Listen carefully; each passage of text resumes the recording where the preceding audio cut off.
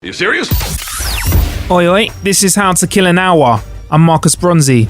And I'm Funk Butcher. There's plenty of ways to kill some time out there. Right now, you're killing some time with us. Funk. Yo. Let's get straight into it today. No fucking around. In this show, would I be right in saying that as well as discussing different ways to kill time, we also talk about new bits of tech out there? Of course we do. A lot of the time, do we talk about new sexual activity helping products? Without a doubt. Okay, we've had a drone with a dildo on it. Yeah. We've had friggin' mechanical dicks. Yeah. Bionic penises. We've had porn for the blind. We've had porn for the blind. Come here, porn for the blind. Come on. We've had sexual health. Pornhub need to win a Nobel Peace Prize out here because by keeping people happy and relaxed, there's less trouble out there. Trust me. You get me, knocking one out has got to put everyone in a good mood. I don't know anyone that's angry after a good seeing to. Yeah? So anyway, we've had smart devices in panties as well, for men and women. Yeah. I think we found the smartest device yet. Okay. It's the Smart Condom. Okay. Now, British Condoms, it has got something called the Icon. I like it. Because obviously it's got one eye in it, just like we have, and the condom. Technically it's not a condom, but I'm going to let him off. It's a cock ring, but it's sensor laden when it sits over the base of your appendage while you do your thing. Yeah. And then after you like a Fitbit. Yeah. After you have done the business, a little bit of, how's your father? Yeah. All that bit. Sex, like other people like to call it. Afterwards, you compare the ring with your Icon app, I presume in your iPhone, via Bluetooth, and check out a variety of information and statistics. Would you like to know the statistics you can get? Yeah. Tell me what you've been doing with your statistic. Yeah. You can find out how many calories you burnt, speed of thrust. Yeah. Total number of thrusts. Yeah. Frequency of sessions, total duration of sessions, average velocity of thrust, and girth measurement. The data is collected and it's completely anonymous if you want it to be. Yeah. And Icon's worth 60 quid and available for pre-order. I love this. I don't. We're measuring everything. I'm wearing a step counter right now. Yeah. I'm walking down the street counting how many meters I've walked. Now I want to know how much I'm thrusting. Yeah, I don't like this, man. You know me, I'm always acidic. I don't like this. You don't want to know your velocity. Yeah. Do you know what it is? I don't want other people to know. And sometimes, when the information's out there, is collated all in one place. I mean, look at Korea. Korea are hacking these days. Imagine if this information gets into the wrong hands, the wrong women, the wrong female organizations. Woo! There's a lot of relationships going down the pan. But what if it went the other way? What if your statistics were premiership level? Yeah. What if you had 9 out of 10 statistics for everything and word got out by accident? Yeah, the women will be out your window like Dawn of the Dead, just trying to smash them with the air. You have to beat them off. If they know that you've got that primo velocity, you've got your total number of thrusts. I mean, I suppose this could lead to negotiations. Hey, babe, I heard that you kind of got a slow speed of thrust. Hey, but my frequency of sessions and my total number of thrusts is high though. So when you average that out, I don't know. The women are going to be in the playground like with trading cards at their workplace. Like, hey, have you seen this guy? He's got this level. He's level 9. Oh, he's whack, man. His total duration of sessions is well below average. I'll raise you, Stephen. His girth is 7. Yeah, I can see that there's going to be a lot of banter with the women in the workplace. Do you think that this would be something that, because we are measuring everything, like people want to measure everything from their normal gym activities to like fitness trackers, like, step count and stuff like that. Do you think this is something that would realistically catch on? Sorry about the noise. I'm just taking off my hoodie because I'm getting hot under the collar. I believe that we just enter into that world of competition, enter into the realm of privacy.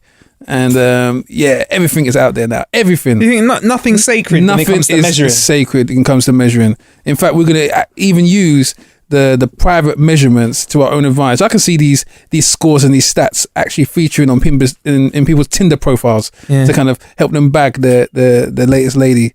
Here's what would work. Here you go, I got my hoodie off. Here's what would work. If I got like vouchers or something like that, if I was to perform well, that might make me feel a bit better about things. So I'm like, say for example, if my length of duration is, I don't know, Nando's or something. If my duration of session was good, then I earn something. Yeah. So I've kind of got another reason to put in extra work. A half chicken. Could you put in a session the night before? For a half chicken? Oh, fuck yeah. Yeah. Hell yes. Here's the thing, and that's what I say. This is where I feel like this information could be used for very sinister reasons. What if your app is hacked by your girlfriend and she sees that between the last time you had a session with her, you've lost some unnecessary calories? Where you been? Ooh, so I've been picking up thrust information. And that sort of thrust doesn't happen at football. Exactly. Football? No. Okay. Yeah, it could be hacked. And you know what? Also, what you have to remember is men are fucked up, and if we're going to have a version of this technology, there's going to be a woman version. Yeah. God knows how they're going to get the sort of information with a device. I presume it will be something unsavory as well. And then you're going to have guys going, "Hey man, yeah, she's loose, man. I'm a girl 7. Yeah, she's loose, man." So yeah, it could go both ways. Yeah, man. When you find out that you're a girl 7, but your woman was penetrated by a man with a girl 8. Oh, what do you do? Oh, or it's something that's just off the chart. Yeah. So you've had a girl 15. I thought you would have won. I can't handle you.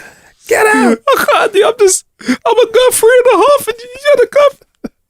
That's 9.5. Yeah, that's crazy, tears, man. That's a lot of and I feel like it takes the excitement out of sex. I think one of the great unknowns is what's the pussy like, and it must be for women. What's the dick going to be like? Like, you don't know. You can see like with men and women. Like men, you can see a bit of shape from boobies, from bum. If a man's wearing the right tracksuit bottoms, I know ladies can watch a dick print in grey tracksuit bottoms. We've seen all the memes. I know. Yeah. So really. It's like the last secret thing. What's the pussy like? There is absolutely nothing left to the imagination now. Nothing is left to the imagination. Pussy's left to the imagination now. Not even that now. Maybe not with this. Maybe the smell. Yeah, the smell. Smell, fragrant. You just don't know. They're going to be apps to give you the smell if it's funky or not.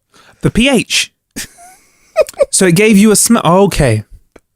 Yeah. See, no. You know what? This was a good idea at first, but now I'm thinking. Let's leave a bit of a surprise, yeah. Because we already know, like for example, 90% of people, you already know what they look like with their top off through social media. Yeah. We already know what they get up to, what they're into. Yeah. So yeah, let's leave that one. But that's the icon, and as with everything on the show, we talk about it at howtokillanhour.com/blog. So you can have a look at the icon there and see what we think of it. So Funk, another thing I've played from something that could come out to something that is out. I fucking love this. I'm just going to say this is a biased opinion. Yeah. Now this is something that cost me money. Yeah. $4.99. Okay. It's called Late Shift, and it's an interactive film where the viewer can make choices in specific scenes. Now it was initially released as an iOS app and shown in select cinemas, where they got the whole audience to vote on decisions. And why voting on decisions? I'll explain in a sec. And this is now on PS4 and Xbox One. It should be on Nintendo Switch as well. So in this movie, you play a guy called Matt, a student in London who goes through a series of unfortunate events and ends up participating in something that is a little bit unsavory or savory. I'm going to leave it there and let you find out. Yeah. Now, this movie has 7 endings. Okay. And the way you get to your ending is at certain plot points, you make decisions. So I'm going to run you through a couple of them. So a couple of plot points could be like, or a couple of decisions could be like, do I let the girl go through the door first or do I go through the door first? Somebody's calling after you when you're walking down the street. Do I turn around and look or do I carry on walking? And then it goes up to even bigger decisions as well. And what they've done is they've actually shot the film. It's like a proper film. Yeah. And then you'll get a little timer coming up. It's kind of like cutscenes in computer games. Yeah. When you get, fire the gun or don't fire the gun or go left or go right, you can actually make decisions for the character. This sounds very, very familiar to something I've played on the PlayStation 4, made by a company called Telltale Games. Yeah, carry on. And the game, it's a Batman game. But basically, the whole premise of the Batman game is that you play majority of the game as Bruce Wayne, and you kind of have to maneuver yourself through a dinner party and make decisions. And I find that very enjoyable because I've never seen anything like it. You're so used to the kind of like, just punch him and kick him and then having to think about how your interactions, because that's what we do naturally in the day to day. You might let someone go through the traffic lights. You might open the door for someone. You might not open the door for someone, and all these little micro actions, how they kind of factor into your day. You never think about it, but they actually put that into a game, which I found very interesting. It's very good. We actually spoke about that on How to Kill an Hour at the end of 2016. It must have been an episode that you weren't in on, but it's just like, and we actually gave that quite a bit of a thumbs up. And this is, I love Batman, so Batman's a G, but this is great because it's an actual person. It's an actual person, so it feels great. Like, it's literally filmed. So I've tried it out. I've liked it, and I feel like there should be more films like this with multiple endings. I mean, with this, do you think this is? And I love the fact that you could be in an audience and basically everyone's got a clicker, and everyone selects what happens, and as an audience you decide. I like the sound of that. Do you think that could bring back cinema if films had that element to it? Like, you all go to the cinema, and depending on what the crowd is like, you work out what happens. Like, imagine watching Saw, and as an audience, you get to choose whether somebody gets out of a trap or stays in a trap. Or even watching Titanic and making the woman die and making Jack survive. Oh, yeah. Hell yes. Hell yes. Or right at the start of the film, step onto the Titanic or don't. Exactly. Don't. Okay. That's 3 hours of my life that I've just saved. Thank you very much. The end. Thanks. Thank you very much. So would you be up? I'd be up for this on TV and in film. I think, why the hell have we not got more of this? Yeah. I think that would completely change the game. I think you'll be actually sitting down with people. Oh, did you see that film when he dies at the end? No, he doesn't die at the end. What do you mean he survives? Yeah, my film he survives. Because they literally have completely different endings because they were controlled them. So that'd be quite interesting. Because you'd actually have films getting... How would the Oscars work then? Some films would be getting Oscars, but people would be watching completely different films. So like if the main protagonist dies 5 minutes into your film... Yeah. And in someone else's film, they live through the whole film, they get Best Actor. And you're like, hang on, motherfucker died? You're going to base his award on that? Yeah, maybe. Yeah. I mean, that would all have to get more complex. I mean, what would you like to see as a film that you could choose the plot points of? Well, keeping it current, I think Logan. I think I changed the ending of Logan. Okay. Don't want to give too much. Yeah, don't spoil it. Don't spoil it. I was going to say, that's not fair. Yeah. He gets married. No, joking. Don't want to spoil it. His name's not Logan. Okay, and what about what... I agree. Yeah. I also would like things like soap operas. Yeah. Because they used to grip the nation. Yeah. But not as much as now. And I think with live shows like X Factor and The Voice, the live factor people like. I think if you add that factor to a soap. Yeah. I'm in agreement. I feel like that's the most useful way this technology could be used in programming for soaps, because it's week on week and week and week, and you can engage the people, the audience, because they can change it. Yeah. Changing the ending of a film is very definitive, and it kind of it will end the experience very quickly as quick as it starts. But if you kind of tie it into, because there was a series over here, a very kind of a series kind of aimed at youth called Dub Plate Drama. Yeah. And they kind of incorporated that whole kind of democratic approach where they gave the power to the viewer on what would happen to the characters in the show.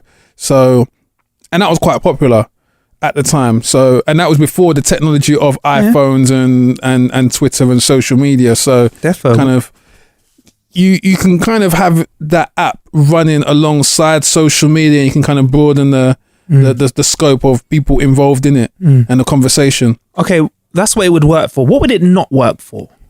The news. Hey, my button's not working. I'm trying to kill Trump here. It's not working. Trump, we call up the Brexit. No, Brexit. Why are we Brexiting? Yeah, okay. Excuse me. I selected to leave Europe and join Africa, and it hasn't worked. Okay. Could I get a That'd be or football scores. You're trying to undo the scores. Exactly. All right. Do you think? I mean, I'd like this, but I'd like the option also to opt out. Sometimes I want to be the kind of guy that gets to relax. Yeah. And sometimes I'll put on the TV so that it watches me more than I watch it. Okay. So sometimes, yeah, but sometimes no. But I think you're definitely right that there's some things that you can 100% enjoy changing, but some other things no. All right. That's late shift. Nice. Kill a bit this week. I'll throw it over your way, Funk. That I've just put in your hand is called the Kobo Aura 1. Okay. It is like a reader that has e-paper, and it's been crafted to deliver the best experience for reading in the world. So this is like a tablet sort of thing. Okay. Very light, size of sort of an iPad mini. Mm-hmm. And it's designed just for reading. It's got this thing that I call it e-paper. Okay. Or like, you know, I think someone call it e-paper, but basically it's got a screen which is sort of how do you say it? Anti-glare screen. Yeah. And it also... It actually has like a page effect. The that's screen it, yeah. They call it e-paper. Okay. I want to type actually that resembles paper, the colour of it. Yeah, that's it. Yeah. You know, like the paper in books is kind of that old yellowish kind of grainy feel to it. Exactly, yeah. I think they call it electronic paper. Yeah, e-ink. That's what it's called. Okay. So, yeah, it's made out of that for the screen, and the result is a reader. Now, I think it's kind of a simple review. Is, does it look good when you read? Yeah. Mm-hmm. Does it work with the lights off? Yeah, it works pretty good. Mm-hmm. So it's kind of the iOS. That's the kind of next iOS, the operating system on it. Mm-hmm. Now, because we've been spoiled with Apple... Yeah. Because they've been I'm going to say it straight, they're the first phone company, I think, ever to go, let's put the user experience first. Like, like Steve Jobs was the kind of guy that was like, make it fucking work. Yeah. Yeah. Make it work. Yeah. I don't care. Make it so that it has one button. Oh, it can't have one button on the front. People won't understand what to do. Yeah. You're fired. Anyone else want to make a button? So I feel like that kind of operating system, like my late granny could pick up an iPhone and use it, and she was a technophobe. Mm-hmm. Now, I'm going to be honest, the operating system for this was a bit fiddly. Okay. And it took a while for me to understand how and where to download books. But once I did learn that, it did the job. It worked well. It's got its own e-library that it connects to. And yeah, there was an extensive range of books. I'm not the biggest reader, but I had a good little read for it. Mm-hmm. Another thing that I'm kind of a bit finicky with is the fact that when I was turning pages with it, you can either press the screen or swipe. Couple times the screen kept on blanking out and going black. Like, I think they need to update the operating system to make sure that doesn't happen. Yeah. But, you know, I mean, it didn't spoil the book because it doesn't flicker when you're reading it. But yeah, it was all right. You know what I mean? What's the battery life like? Fucking lasts forever, bruv. Yeah. I've had it for over a week, and I charged it at once. Yeah. And what's it on now? It's like half. There you go. It's been on every day. Mm-hmm. Had to play with it. The battery, do you know what? If you're going on holiday and you want to take a book with you, it's the one. I feel like it could get a bit messy. Like you could like put your sun cream on and get sun cream on it and whatever, or like it can be around the pool. Is there like a without me being as worried as I am about other things? Because obviously the displays of the covers of the books are obviously in black and white, in monochrome. Is there a version of this that comes in color that so even the covers can be in? Because I guess if you are visually challenged in some ways, then... Are you colorly challenged? Yeah. I think we all know somebody who's colorly challenged. Yeah, definitely. I'm going online now. I can have a look. Yeah. There's a Kobo Touch 2.0. No. Kobo Aura. No. What is that? As far as I know, no. It's all about reading. Why do you want to have pictures for? No, because obviously the pictures of the books, aside from the titles... black and white. Yeah. As far as I'm aware, black and white. Black and white. Mm-hmm. But yeah, man. Anyway, they're about $120. It's about just under 100 quid in English, or 80 quid, 90 quid in English. Good for a reader. I think it needs a little bit of work on the UI, a little bit of work on the operating system, but battery life and screen time, yeah, pretty good. Nice tame way to wrap up the show, really, after talking about smart condoms